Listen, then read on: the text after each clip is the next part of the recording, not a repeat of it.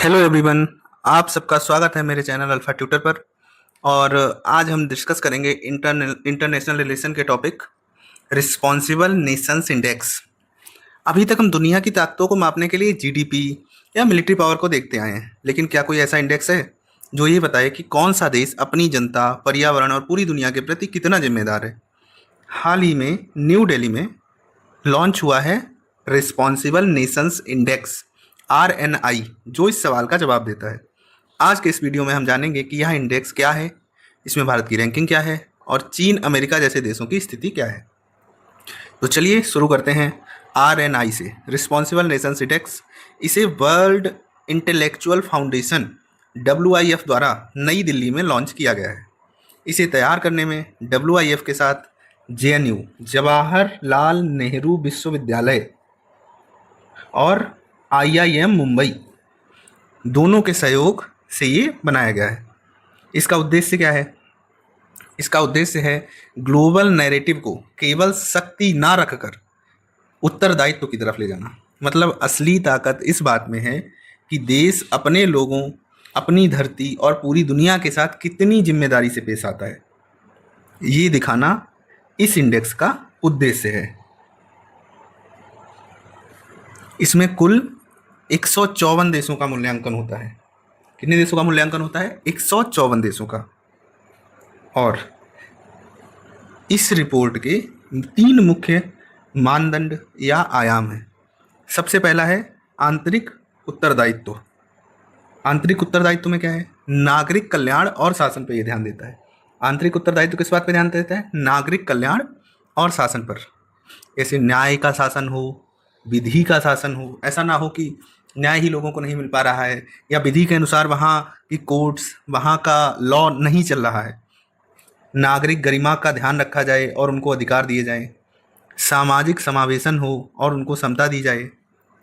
नीतिपरक शासन गुणवत्ता हो, अनैतिक शासन ना हो। ऐसा ना हो कि लोगों के साथ अनैतिक व्यवहार किया जा रहा है या शासन सत्ता की जो प्रणाली है वो अनैतिक है, वो नीतियों से अलग जाके काम कर रहे हैं, ज़बरदस्ती सारा कुछ हो रहा है। ये नहीं होना चाहिए।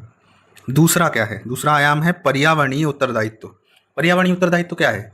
कि हम अपने पर्यावरण का ध्यान रखें, अपने ग्रह का संरक्षण करें और जलवायु कार्रवाई पर ध्यान दें।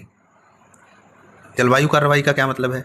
जलवायु परिवर्तन से जुड़ी कार्रवाई। अगर जलवायु परिवर्तन तेजी से हो रहा है तो इस पर हमको ध्यान देने की आवश्यकता है। प्राकृतिक संसाधन प्रबंधन, जो प्राकृतिक संसाधन हैं उनका दोहन इस प्रकार किया जाए कि वो आगे की पीढ़ी के लिए सुरक्षित रह सकें।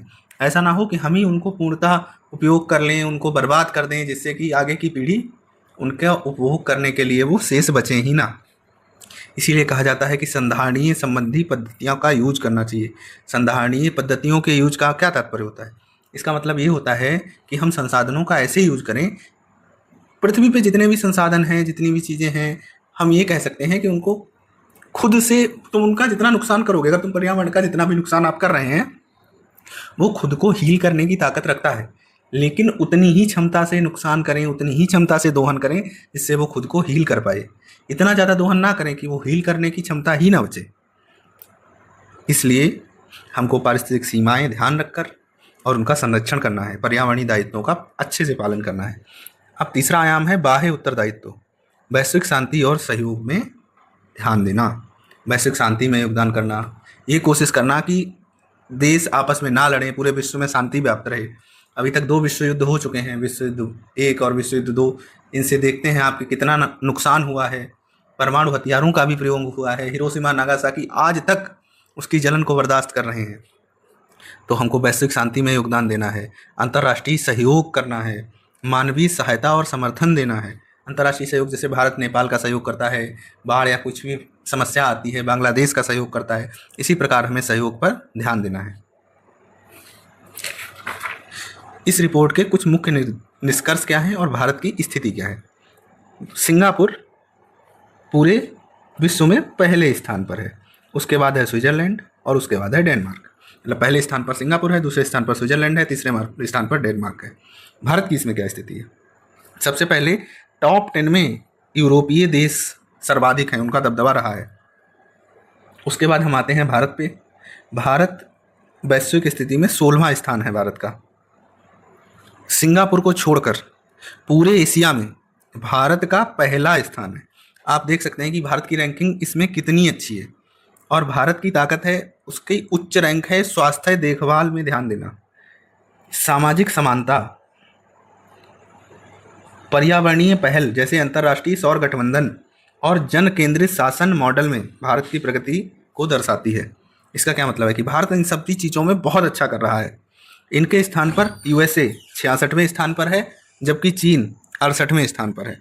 तो हम ये कह सकते हैं कि आर्थिक संपन्नता या ताकत, कि किसकी सेना कितनी ताकतवर है, ये इस बात का निर्धारण नहीं करती कि वो नैतिक रूप से कितना जिम्मेदार है।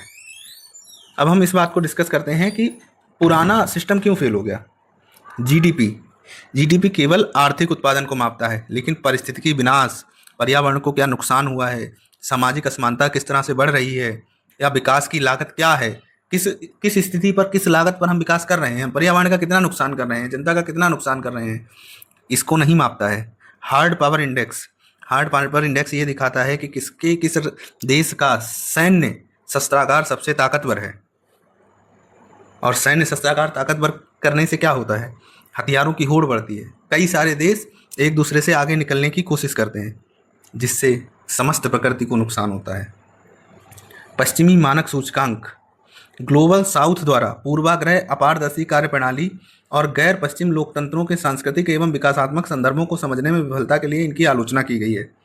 सामूहिक कल्याण और जिम्मेदारी के बजाय उदार व्यक्तिगत स्वतंत्रता के एक विशिष्ट रूप को प्राथमिकता देते हैं। ये सामूहिक कल्याण पर ध्यान नहीं देते हैं, जिम्मेदारी पर ध्यान नहीं देते हैं, उसके स्थान पर व्यक्तिगत स्वतंत्रता, किसी एक देश, किसी एक व्यक्ति के उत्थान के लिए कार्य करते हैं। इसलिए इंडेक्स पूर्ण रूप से सही नहीं है। अब हम कह सकते हैं कि आरएनआई के रूप में भारत के उदय का एक बड़ा उदाहरण है। यह इस बात पर जोर देता है कि 21वीं सदी में जिम्मेदारी के बिना शक्ति एक दायित्व है, संपत्ति नहीं। ये लाइन हम अपनी मेंस आंसर राइटिंग में अच्छे से कोट कर सकते हैं। ये बहुत अच्छा पॉइंट है, इसको आप डाल सकते हैं। और अगर आप इस वीडियो को अच्छे से इस पॉइंट वाइज समझे हों और आपको वीडियो पसंद आई हो तो कृपया लाइक करें, शेयर करें और सब्सक्राइब करें। Thank you.